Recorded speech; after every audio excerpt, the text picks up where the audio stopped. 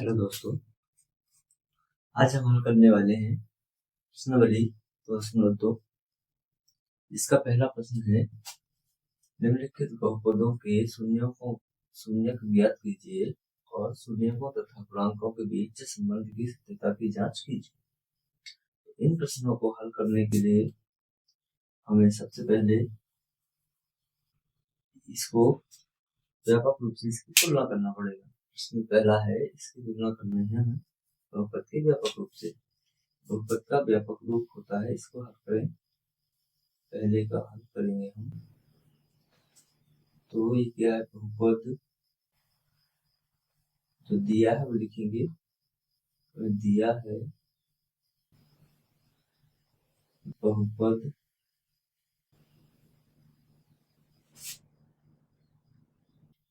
x² plus 2 minus 2x और minus 8। इसके लिए हम सबसे पहले इसकी तुलना करेंगे बहुपद के व्यापक रूप से। करेंगे बहुपद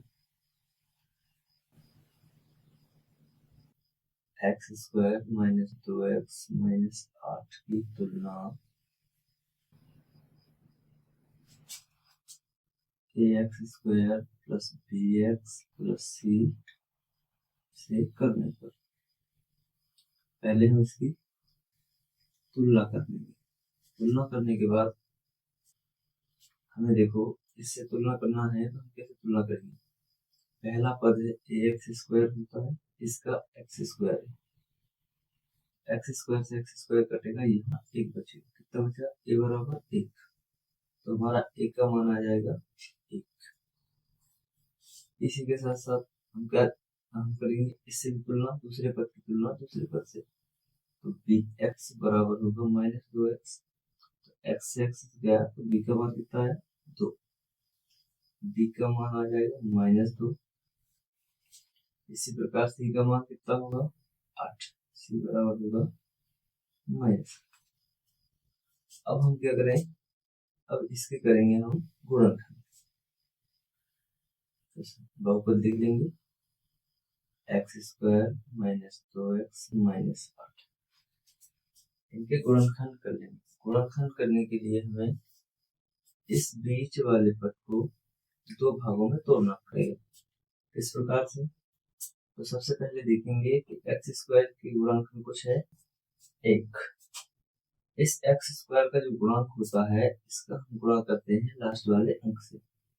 तो 8 का 1 से करेंगे तो आएगा माइनस 8। देख सकते हैं माइनस 8।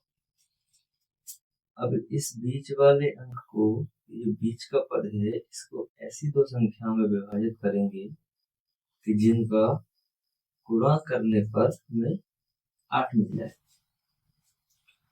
और इन्हीं को जोड़ें या फिर घटाएं तो आ जाए माइनस 2। ट्राई करते हैं। तो हमें पता है कि 4 गुणा 2 होता है 8 होता है। अब 4 गुणा 2 8 होता है, लेकिन हमें चाहिए गुणा करने पर हमें चाहिए कितना? माइनस का 8। जोड़ें या फिर घटाएं तो मिलना चाहिए हमें माइनस का 2। तो कैसे मिलेगा? यदि हम -4 को माइनस ले लें तो -4 का गुणा 2 से होगा तो -8 हो जाएगा। -4 गुणा 2 -8 हो जाएगा। और जो 4 में से -4 में से 2 को घटाएंगे तो -2 आ जाएगा। तो हम लोग सेटिस्फाई कर पाए इसको। माइनस का 8 भी हमें मिल रहा है और माइनस का 2 भी हमें मिल रहा है। तो इस 2x के स्थान पर लिख सकते हैं 4x और 2x को। यहाँ होगा x² माइनस 4x और प्लस 2x माइनस 8। हम देखते हैं, यहाँ हमने 2x को तोड़ा है -4x और प्लस 2x में। इनको अगर हम जोड़े घटाएंगे, -4 में से 2 जाएंगे तो फिर -2 का x ही आएगा। इसके स्वरूप में कोई बदलाव नहीं होगा। तो चलिए आगे बढ़ते हैं। यहाँ हम लोग ये 4 पद हुए, इनमें से जोड़े बनाते हैं 2-2 के। अब इन दो में से लेंगे हम कॉमन या ओवेनिस्ट। देखते हैं इन दोनों में से कॉमन क्या आएगा। x दोनों में है तो एक x को हम लोग कॉमन लेंगे, बचेगा यहाँ एक x और यहाँ बचेगा -4, और यहाँ पे भी कॉमन लेंगे तो यहाँ क्या मिलेगा, यहाँ 2 कॉमन मिलेगा और यहाँ बचेगा x और अंदर क्या बचा 4। ये कैसे आया, चलिए x² को हम लिख सकते हैं x गुणा x, -4x को लिख सकते हैं -4 गुणा x। ये दोनों में आ रहा है तो मैं इसको बाहर लिया, जो भी बचा है उसको एडिटिव लिख दिया है तो। इसके बाद 2x को हम लिख सकते हैं 2 गुणा x, 8 को हम लिख सकते हैं -2 गुणा 2 गुणा 2। तो यहाँ पे हमें 2 कॉमन मिल रहा है तो हमने 2 बाहर निकाल दिया और x -4 को जगह लिख दिया। ठीक है, अब देखते हैं इन दोनों में हमें x -4 और x -4 दोनों जगह कॉमन मिल रहा है तो क्या करें, इन दोनों में से इसको निकाल लेंगे बाहर, x -4 को अलग कर लेंगे और इसको योग करके लिख देंगे x प्लस। ठीक है, ये हमें मिलेगा यहाँ इसके गुणनखंड। अब हमें इसके गुणनखंड मिल चुके हैं, हमें क्या करना है, दो पदों के शून्य ज्ञात करना है। शून्य ज्ञात करना है तो हम लोग करेंगे शून्य ज्ञात करना। शून्य का मतलब है ऐसी संख्या ज्ञात करना है जो इन दोनों को शून्य कर दे। इन दोनों को शून्य कर दे तो क्या करेंगे, एक बार हम लिखेंगे x -4 बराबर 0, एक बार लिखेंगे x प्लस 2 बराबर 0। x -4 बराबर 0 है तो x बराबर कितना निकल के आएगा, माइनस का 4 है, पक्षांतर होगा तो आएगा प्लस का 4। तो यहाँ x बराबर क्या आएगा, +2 है, पक्षांतर होगा बराबर के साइड जाएगा तो माइनस। एक को हम कुछ भी मान सकते हैं, एक को अल्फा एक को बीटा, इन दोनों में से किसी एक को अल्फा और किसी को बीटा मान सकते हैं। इसके बाद है शून्यों तथा गुणांकों के बीच में संबंध स्थापित करना है। तो इसका संबंध स्थापित करने के लिए, जांच करने के लिए दो सूत्र होते हैं, इनको हम लिखेंगे शून्यों का योगफल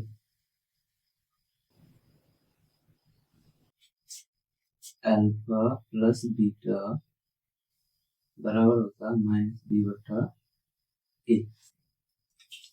तो अल्फा और बीटा हम यहाँ प्राप्त कर चुके हैं, इनमें से किसी एक को अल्फा नाम देंगे और किसी एक को बीटा। तो हम अल्फा इसको मानते हैं और बीटा इसको मानते हैं।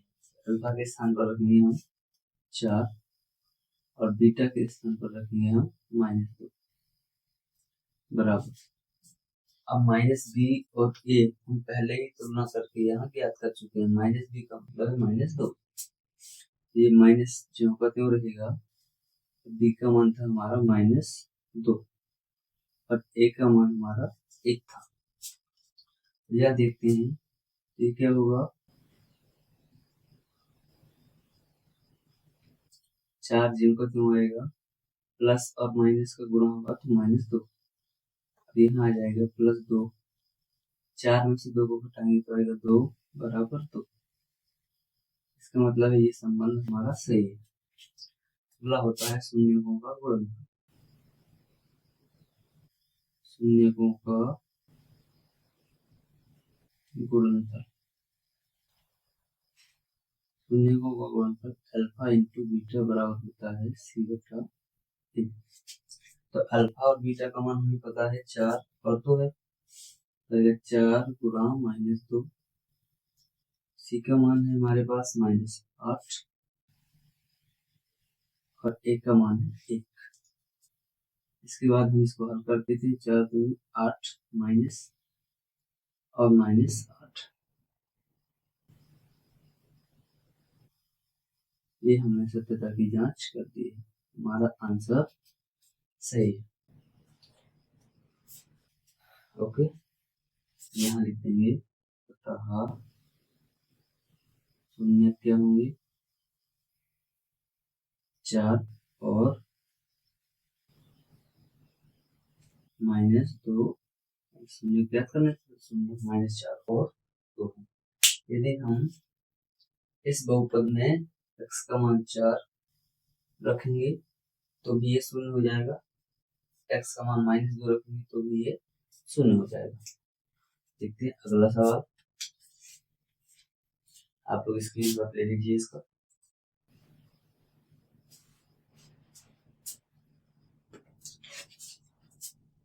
इन सवालों को हम इसी प्रकार से हल करेंगे।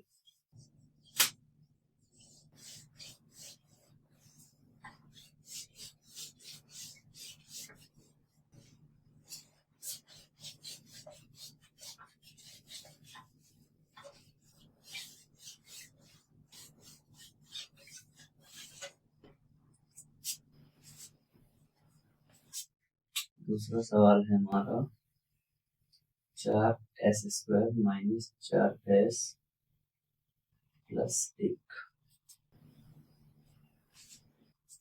सबसे पहले क्या करेंगे हम हल। दिया गया बहुपद, हमारे पास दिया गया बहुपद क्या है 4s² - 4s - 1। तो यहाँ हम बहुपद की तुलना करेंगे। बहुपद 4s² - 4s - 1 की तुलना ax² + bx + c से करने पर, ठीक है, इसकी हम तुलना कर देते हैं। कैसे करेंगे, तो यहाँ हमें तुलना करने पर a बराबर मिलेगा 4, b बराबर -4, c बराबर -1। इसकी तुलना करने के बाद हम इसके शून्य ज्ञात करने की कोशिश करेंगे। तो 4s² - 4s - 1। इसमें देखते हैं हमें s² का गुणांक करना है, इसका गुणा करना है इस वाली संख्या में, लास्ट वाली अचर पद में गुणा करेंगे जब हम इसका 4 गुणा -1 कितना होगा -4, और मध्य पद भी है -4। तब हमें ऐसी संख्या ढूंढना है अब जिनका हम गुणा करें तो भी -4 आए और जोड़ेंगे तो भी -4 आए। तो ऐसी कोई संख्या हमें पता है 2 गुणा 2 होता है 4, यहाँ +1 है, यहाँ +1 है, तो गुणा करने पर आना चाहिए +2। जोड़ें या फिर उनको घटाएं, इनको जोड़ें या घटाएं तो -4 आना चाहिए, और इसका गुणा करें तो 4 आना चाहिए।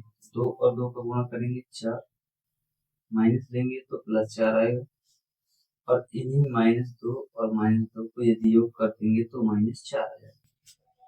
तो हम इस 4s को लिख सकते हैं -2s और -2s, 4s² - 2s - 2s + 1। ठीक है, अब इन दोनों में से हम युग्म बना लेंगे दो और कॉमन ले लेंगे। कॉमन मतलब उभयनिष्ठ, जो दोनों में मिले। तो इन दोनों में से हमें क्या मिल रहा है 2 होगा दोनों में, और s भी होगा दोनों में, तो बचा क्या 2, 4 में से 2 गया, 2 का भाग देंगे 4 में, 2 दूना 4, s का भाग देंगे s में तो 1 s बचा, और -2 बचा क्योंकि यहाँ से s में बाहर ले लिया। अब यहाँ कॉमन लेंगे क्या -2, यहाँ बचा s और प्लस का हो जाएगा माइनस यहाँ 1। ठीक है, अब यहाँ माइनस क्यों हुआ है, क्योंकि हमने माइनस को भी कॉमन ले लिया है, इसलिए यह माइनस हो गया। ठीक है,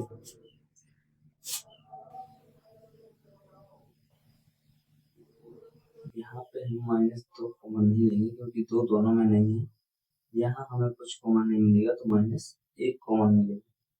यहाँ बचेगा 2s और -1। अब इन दोनों में से भी कॉमन लेंगे तो ये कॉमन आएगा 2s -1। यहाँ कॉमन आएगा 2s -1 और इन दोनों को जोड़ कर लिख देंगे। अब हम शून्य ज्ञात करेंगे। शून्य क्या होंगे इसके, एक बार हम लिखेंगे 2s -1 बराबर 0, एक बार और लिखेंगे 2s -1 बराबर 0। शून्य का मतलब ये है कि ऐसा हमें संख्या ज्ञात करना है जिसे हम s के स्थान पर रखें तो यह शून्य हो जाएगा ऊपर। चलो देखते हैं, तो यहाँ 2s बराबर आ जाएगा +1, यहाँ से पक्षांतर होगा, x बराबर आएगा 1/2 क्योंकि 2 गुणा में है तो भाग में पहुंच जाएगा। इसी प्रकार यहाँ होगा तो s बराबर 1, s बराबर 1/2। हमारे शून्यक आ गए। शून्यक आने के बाद हमें करना है इनकी सत्यता की जांच। सत्यता की जांच के लिए हमें पता है कि मूलों का योगफल, शून्यकों का योगफल या मूलों का योगफल, मूलों का योगफल अल्फा प्लस बीटा बराबर होता है -b/a। क्या होता है -b/a।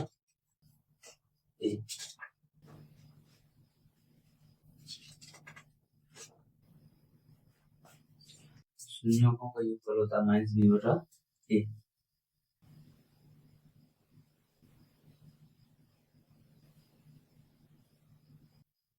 शून्यकों का योगफल -b/a।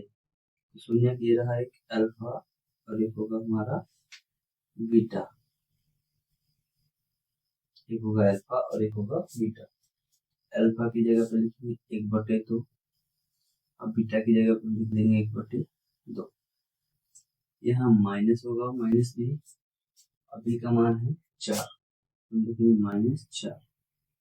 -4/a का मान कितना है, a का मान भी है 4।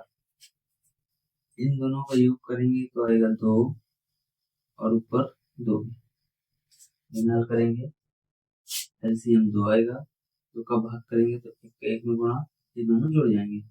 समान हल होने पर इन दोनों को हम जोड़ देते हैं।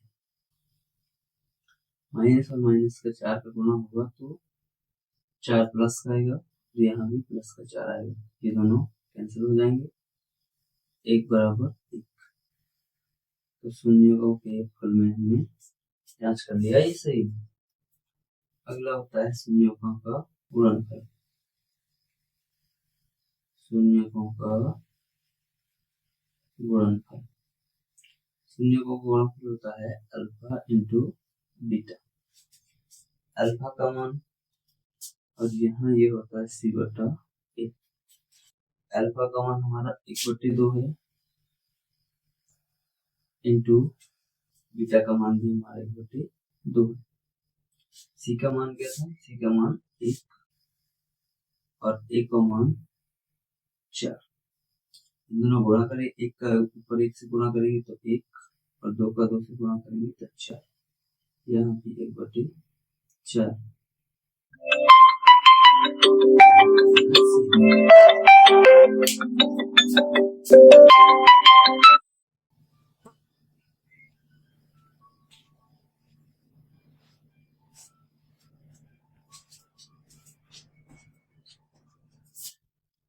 हमने शून्य भी ज्ञात कर लिए और इनकी सत्यता की जांच कर ली।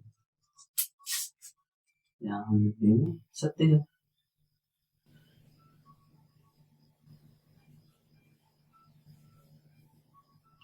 ये हमारा सत्य है। ओके, अतः हम लिखेंगे शून्यक 1/2 और 1/2 होंगे।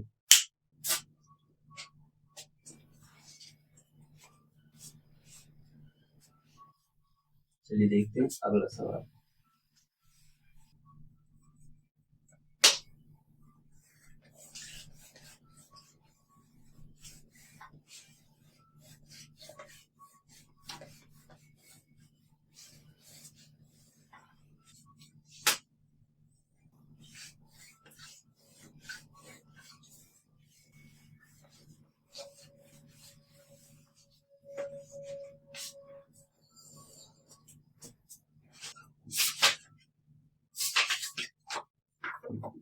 अगला प्रश्न है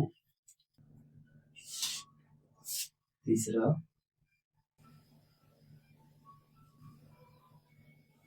6x² minus x minus 7x।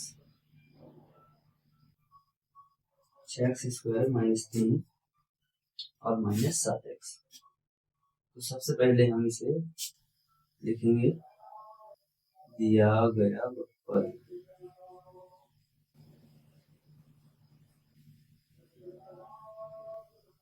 क्या है? 6x² माइनस 3 और माइनस 7x। पहले तो हम इसे व्यापक रूप के हिसाब से लिखेंगे। ax² 6x² माइनस 7x लिखेंगे, बीच में होता है bx और माइनस 3। ठीक है, तो इसे हमने रीअरेंज कर लिया है। अब इसके बाद निकालेंगे इसका, तो तुलना करेंगे इसकी। तो बहुपद 6x² माइनस 7x माइनस 3 की तुलना इससे करेंगे भाई ax² plus bx plus c करने पर वही करना है, तुलना करेंगे। तुलना करने के बाद a का मान निकालेंगे, तो a का मान निकल के आएगा 6, b का मान निकल के आएगा -7, c का मान निकल के आएगा -3। अब शून्य ज्ञात करना है, तो 6x² माइनस 7x और -3 लिखेंगे। अब इसमें हम फिर से मध्य पद विभाजन लगाएंगे। 6 का गुणा x² के गुणन का गुणा लास्ट अचर पद में करेंगे, तो 6 थी 18, माइनस का 18 आना चाहिए और मध्य पद माइनस का 7। ऐसी दो संख्याओं का गुणा करना है। इस 7 को ऐसी दो संख्याओं में तोड़ना है जिनका हम गुणा करें तो आ जाए -18, और उन्हीं को जोड़ें या घटाएं तो आ जाए हमारा -7। तो 18 क्या होता है?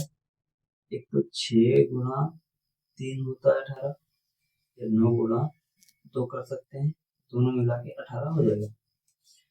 6 और 3 को यदि जोड़ेंगे तो 9 हो जाएगा, तो 7 के बराबर नहीं। और 6 और 3 को घटाएंगे तो 3 ही आएगा। इसका मतलब इससे हमें 7 नहीं मिलने वाला, इससे मिलेगा। तो -18 चाहिए और -7 चाहिए। तो किसी एक संख्या को हम प्लस ले लेते हैं, किसी एक को माइनस। यदि हम 9 को माइनस ले लें तो 9 दूना 18 माइनस का आएगा, और 9 में से 2 को घटाएंगे तो 7 माइनस का आएगा। हम इस 7x को लिख सकते हैं -9x और प्लस 2x, -3 हमारा चौकट में रहेगा। चलिए आगे बढ़ते हैं।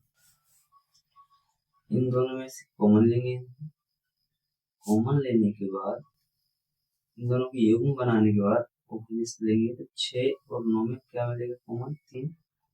3 से 6 भी कट जाता है, 9 3 तिरका 9, 3 दूनी 6, और x भी दोनों में है तो x ले लेंगे, तो 3 दूनी 6 होता है, एक x बाहर लिया था तो x बचा, माइनस x तो बाहर ले लिया है, 3 तिरका 9, यानी 3 2x माइनस 3 हमें मिलाया। यहाँ प्लस एक कॉमन लेना पड़ेगा क्योंकि दोनों में कुछ भी कॉमन नहीं है, तो आगे 2x माइनस 3। अब ये जो दोनों एक जैसे हैं, इन दोनों को एक बार लिखेंगे 2x माइनस 3, और इन दोनों को योग करके लिख देंगे 3x प्लस 1। अभी निकालेंगे हम शून्य। शून्य क्या होते हैं? शून्य का मतलब है जो इनको 0 कर दे, हम लिख देंगे 0। और एक बार हम लिखेंगे 3x प्लस 1 बराबर 0। तो x का मान कितना निकल के आएगा? माइनस का 3 है, इधर जाएगा तो प्लस का 3 होगा, 2 गुणा में है तो बटे में। ऐसे यहाँ x बराबर क्या होगा? प्लस 1 है तो -1 हो जाएगा, पक्षांतर करने पर 3 गुणा में है तो बटे में पहुंच जाएगा। ये हमारे दोनों शून्य का गए। अब हम इनकी करते हैं सत्यता की जांच। सत्यता की जांच। सत्यता की जांच करने पर तो हमें पता है शून्यकों का योगफल, शून्यकों का योगफल ये होता है अल्फा प्लस बीटा बराबर -b/a। तो इनमें से हम किसी एक को अल्फा और किसी एक को बीटा मान सकते हैं। अल्फा के स्थान पर लिख देंगे 3/2 प्लस बीटा की जगह पर लिखेंगे हम -1/3 बराबर -b। b का मान 7 है तो -7 हो जाएगा। और ये जो माइनस हमारा सूत्र का है ये जमा कर a का मान 6, इसको हल करेंगे तो इन दोनों का एलसीएम आएगा 6। 2 से हम 6 को भाग करेंगे 3 बार, 3 का 3 से बड़ा 3 का 9, प्लस और माइनस का होगा माइनस 3 दूनी 6 यानी 2 बार भाग गया तो यहाँ आएगा -2 बराबर माइनस और माइनस का गुणा करने पर होता है +7, यहाँ प्लस हो जाएगा ये 6। 9 में से 2 को घटाएंगे तो आएगा 7/6, यहाँ भी 7/6। इसी के साथ और शून्यकों का गुणन,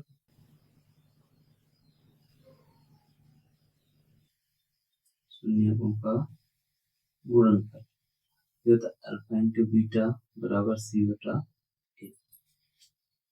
अल्फा का मान है 3/2, बीटा का मान है -1/3, सी का मान -3 और ए का मान 6।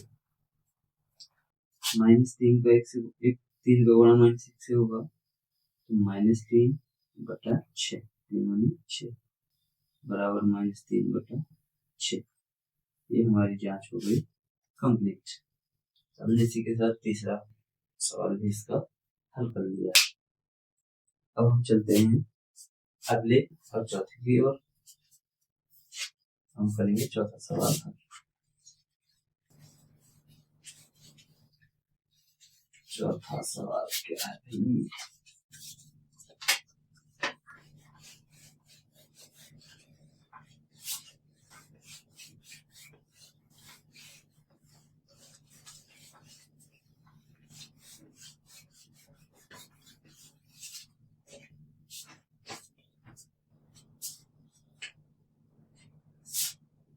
पहले प्रश्न का चौथा है 4u² प्लस 8u। ये है 4u² प्लस 8u²। इसकी सबसे पहले हल करेंगे। तो दिया गया बहुपद हमें है, दिया गया बहुपद क्या है 4u² plus 8u, 4u² plus 8u। तो बहुपद सबसे पहले हमें क्या करना है, इनकी तुलना करना है। बहुपद 4u² प्लस 8u की तुलना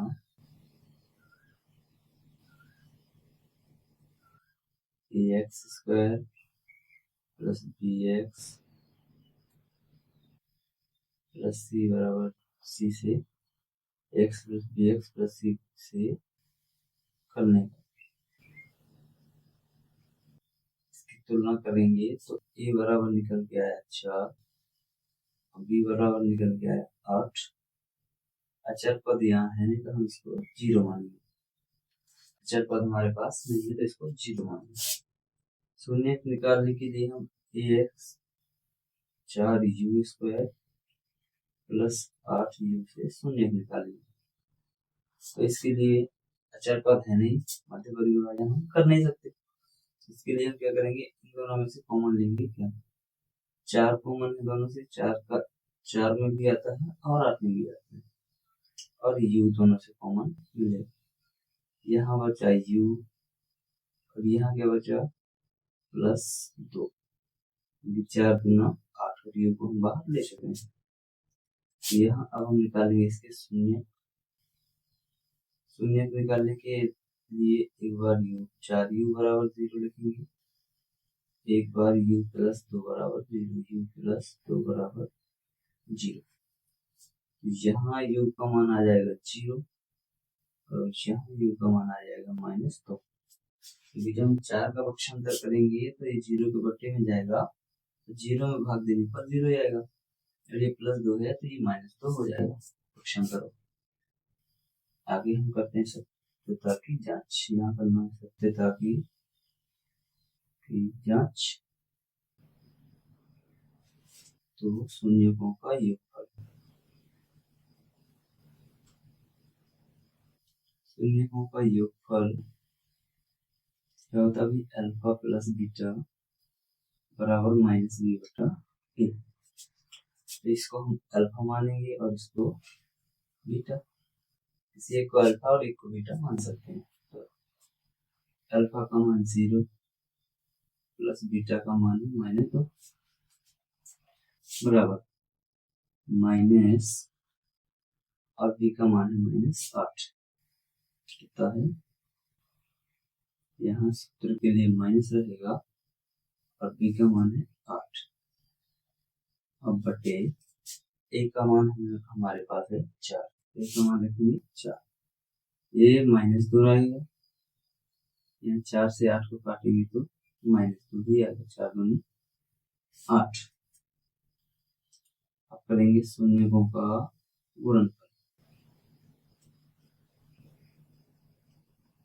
शून्यकों का गुणनफल होता है अल्फा इंटू बीटा बराबर c/a। अल्फा का मान 0, बीटा का मान -2, सी का मान हमारे पास 0, ए का मान 4। तो 0 को किसी से भी गुणा करेंगे 0 आएगा, 0 को किसी से भी भाग करेंगे तो 0 आएगा। इस प्रकार हमारी सत्यता की जांच हो गई। और हम लिख सकते हैं कि अतः शून्य कितने होंगे? 0 और -2 होंगे। इसी के साथ अब हम चलते हैं अगले सवाल की ओर। तो इसी का अगला सवाल है t² - 15। अगला सवाल, इसका आप लोग स्क्रीनशॉट ले लें।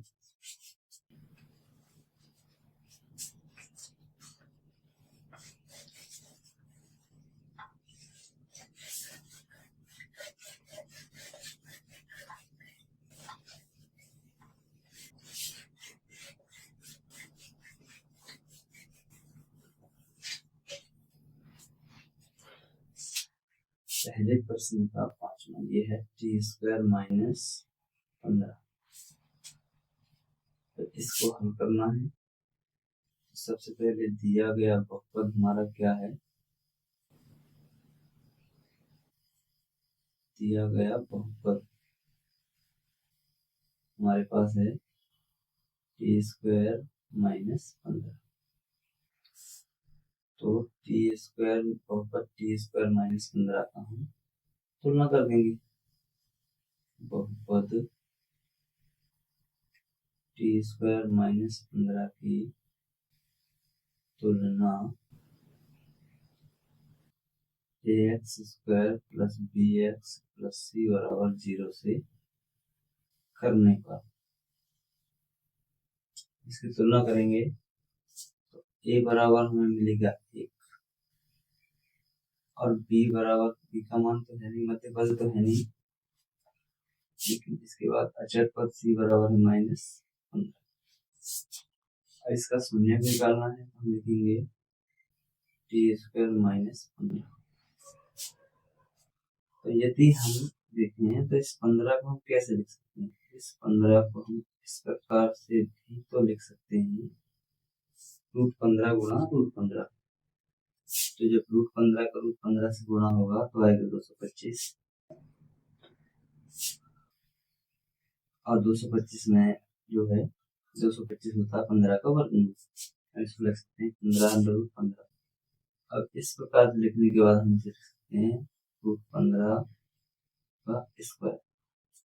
जब इसका स्क्वायर करते हैं तो फिर से 15 ही मिलेगा। तो क्या हम 15 की जगह पर √15 का स्क्वायर लिख सकते हैं? बिल्कुल लिख सकते हैं। यह होगा t² - √15 का स्क्वायर। अब यदि हम इसे ध्यान से देखें तो हमें दिख रहा है कि ये बन रहा है ए स्क्वायर माइनस बी स्क्वायर। इसको हम लिख सकते हैं ए प्लस बी और ए माइनस बी। इसको लिखें, ये आएगा टी प्लस √15 और टी माइनस √15। ये कैसे है हमारा, चूंकि यहाँ लिखेंगे क्योंकि ए स्क्वायर माइनस बी स्क्वायर होता है ए प्लस बी और ए माइनस बी। चलिए निकालेंगे हम शून्य। शून्य निकालने के लिए वही पुराना प्रोसेस, टी प्लस √15 बराबर 0, टी माइनस √15 बराबर 0। तो टी का मान निकल के आएगा माइनस √15, यहाँ टी का मान निकल के आएगा प्लस का √15। ठीक है, अब हम करेंगे इसकी सत्यता की जांच। सत्यता की जांच कीजिए भाई, सत्यता की जांच। इसके लिए हमें पता है शून्यकों का योगफल। शून्यकों का योगफल होता है अल्फा प्लस बीटा बराबर माइनस बी बटा ए। अल्फा का मान माइनस √15 है, प्लस बीटा का मान √15 है। बी का मान हमारे पास 0 है और ए का मान 1। हल करेंगे तो 15 प्लस और 15 माइनस घटाएंगे तो 0, 1 का भाग 0 करेंगे तो भी 0। इसके बाद शून्यकों का गुणनफल। शून्यकों का गुणनफल क्या होता है, अल्फा इंटू बीटा बराबर सी बटा ए। तो अल्फा का मान माइनस √15 और बीटा का मान √15, सी का मान माइनस 15, ए का मान 1। √15 का √15 से गुणा करेंगे तो 15 आएगा और माइनस क्यों करना, 1 का भाग -15 में करेंगे तो -15 ही आएगा। इस प्रकार हमने अपनी सत्यता की जांच पूर्ण कर ली। तो इसी के साथ हमारा 5वां सवाल भी इसका हल हो गया। अब इसका बचा है लास्ट और 6वां सवाल।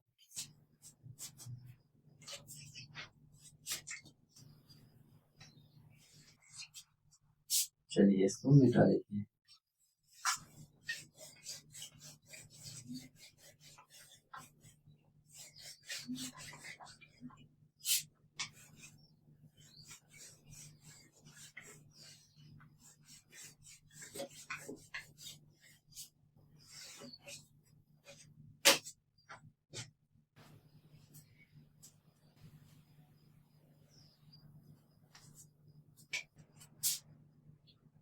इसी का 6वां सवाल है 3x² माइनस x माइनस 4। इसको भी सेम उसी प्रकार से हल करेंगे जैसे कि हमने 5 सवाल हल किए। प्रोसेस वही रहेगा, हल करेंगे। दिया गया बहुपद हमारे पास है 3x² माइनस x माइनस 4। तो बहुपद 3x² माइनस x माइनस 4 की तुलना ax² minus plus bx plus c बराबर c से करने का। इसकी तुलना करने पर हमें पता चला a का मान 3 है, b का मान -1 है और c का मान -4 है। यहाँ a के मान में x² का गुणांक, b का मान x का गुणांक और ये c का मान अचर पर। इसके बाद हमें करना है शून्यकों को निकालने के लिए गुणनफल करना है। गुणनफल 3x² minus x x minus 4। तो सबसे पहले एक्स स्क्वायर के गुणन का हम इसमें गुणा करके देखेंगे तो आएगा -12। अब हमें ऐसी दो संख्याएं ज्ञात करना है जिनका गुणनफल 12 हो जाए और उनको जोड़े या घटाएं तो -1 आए। तो देखो 3 चौका 12, 3 गुणा 4 होता है 12। अब यदि 3 गुणा 4 की हम माइनस ले लें, 3 गुणा 4 -12 आ जाएगा।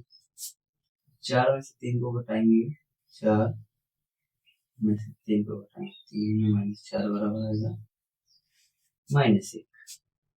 तो हम इस x के स्थान पर 3x और 4x का माइनस लिख सकते हैं। 3x square minus 3x plus 3x और -4x -4, इसको इस प्रकार से लिख सकते हैं। अब इन दोनों के योग बनाएंगे, दो के, और कॉमन लेंगे। यहाँ से 3 कॉमन है और x भी कॉमन है, तो यहाँ बचेगा x प्लस 1। यहाँ से माइनस कॉमन है, 4 भी कॉमन है, यहाँ लिखेंगे x, और माइनस कॉमन लेने के बाद अंदर जो कोष्टक के अंदर से बाद जो आगे जो होते हैं सब संख्या होती हैं उनके चिन्ह बदल जाते हैं। माइनस चिन्ह कॉमन लेने से आगे वाली संख्याओं के चिन्ह बदल जाते हैं। यहाँ से माइनस कॉमन लिया तो ये प्लस एक्स बचा, यहाँ से माइनस कॉमन लिया तो ये प्लस 1 बचा।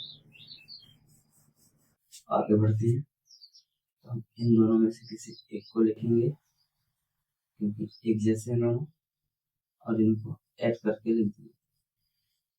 इसके बाद निकालेंगे हम शून्यक। शून्यक निकालने का सीधा प्रोसेस x प्लस 1 बराबर 0।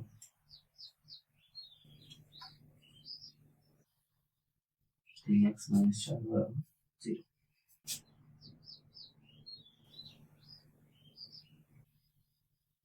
x बराबर निकल जाएगा -1, यहाँ x बराबर निकल जाएगा 4/3।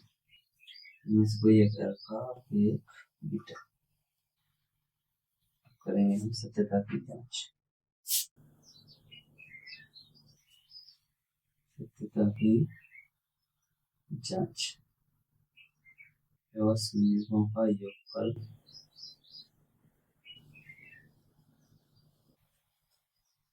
शून्यकों का योगफल अल्फा प्लस बीटा बराबर होता है -b/a।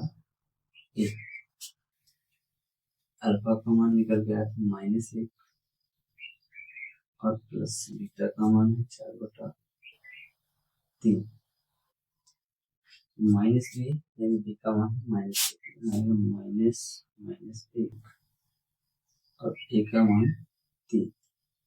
इसका एलसीएम लेंगे, प्लस 3 आ जाएगा, तो 3 × 3 और प्लस 4 बराबर 1/3। 4 में से 3 जाएगा, बचेगा 1/3, लेकिन 1/3 ये हमारा सही आ गया। इसके बाद शून्यकों का गुणनफल।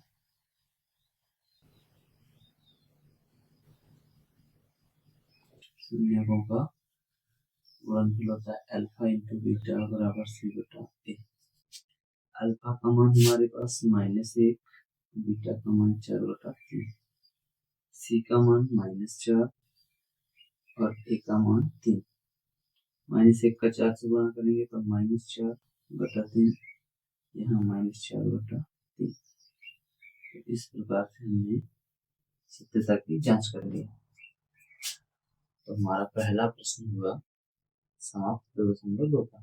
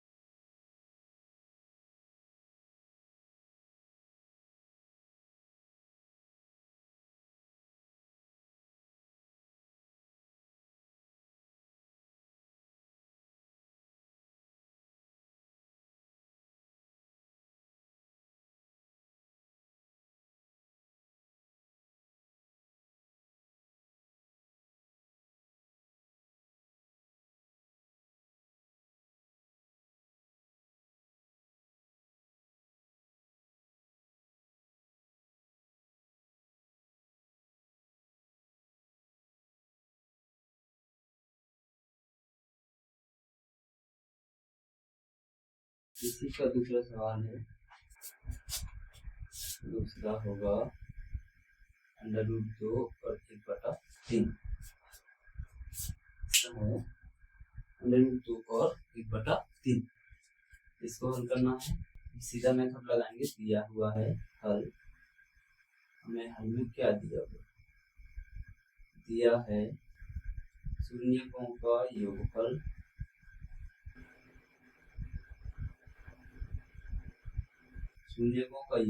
अल्फा प्लस बीटा बराबर दिया हुआ है √2 और शून्यकों का गुणनफल ये हमें दिया हुआ है अल्फा इंटू बीटा बराबर 1/3। तो द्विघात बहुपद क्या होगा, द्विघात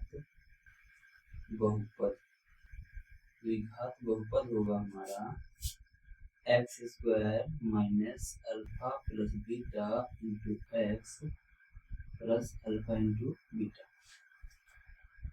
इसको लिखें x² minus alpha plus beta का मान है √2 into x plus alpha into beta 1/3। इसको लिखेंगे 1/3। आगे बढ़े तो इसको हमें बनाना है व्यापक रूप में उसके, इस प्रकार से ax² प्लस bx प्लस इस रूप में व्यक्त करना है। हमें इस 3 को हटाना पड़ेगा। इस 3 को हटाने के लिए हम इसमें यदि 3 का गुणा कर दें तो 3 यहाँ से निकल जाएगा, इसलिए हम इसमें पूरे बहुपद में करेंगे 3 का गुणा, यानी कि 3 का गुणा करने पर हम लोग करेंगे 3 का गुणा। 3 का गुणा करेंगे तो यहाँ होगा 3x² माइनस 3 √2x प्लस 3 का इससे गुणा 1/3 से होगा तो बचेगा 1। तो ये हमारा बहुपद होगा। लिखेंगे अतः अभीष्ट द्विघात बहुपद,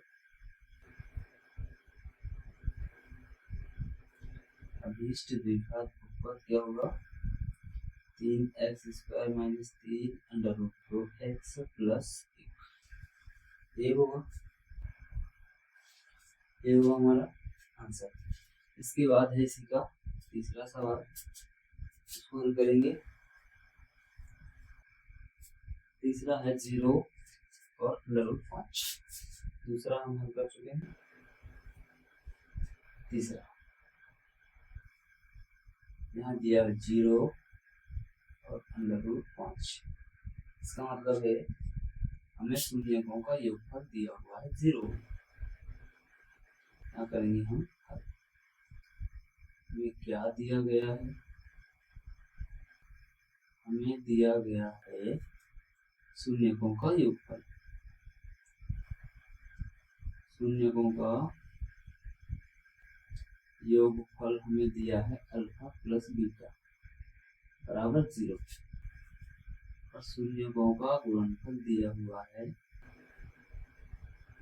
शून्यकों का गुणनफल अल्फा इंटू बीटा दिया हुआ है √5। इसको हल करें तो हम क्या करेंगे, तो द्विघात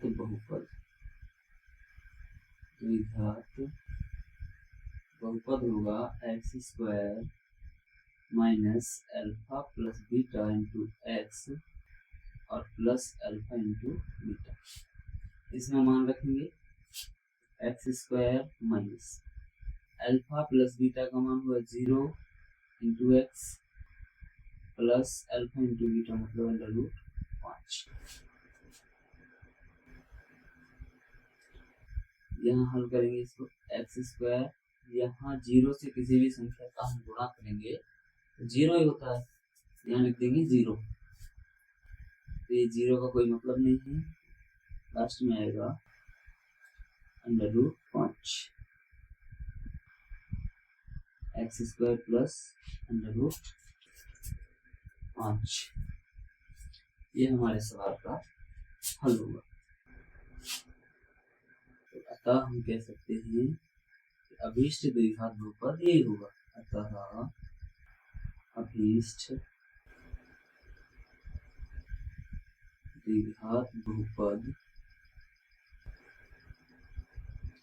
क्या होगा भाई, x² प्लस √5। तो इसी के साथ हमने इसका तीसरा सवाल भी हल कर लिया है। आप लोग इसको नोट कर लीजिए।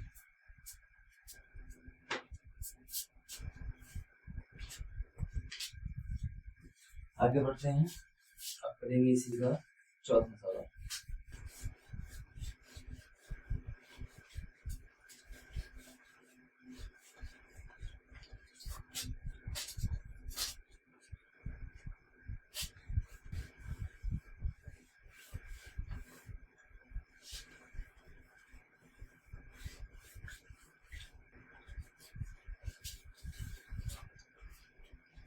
इसका चौथा सवाल है 1, तो करेंगे। प्रोसेस वही है, दिया हुआ है हमें, क्या दिया हुआ अभी, दिया है शून्यकों का योगफल का योग अल्फा प्लस बीटा। योगफल लिखिए या योग लिखिए, इससे कोई फर्क नहीं पड़ता है।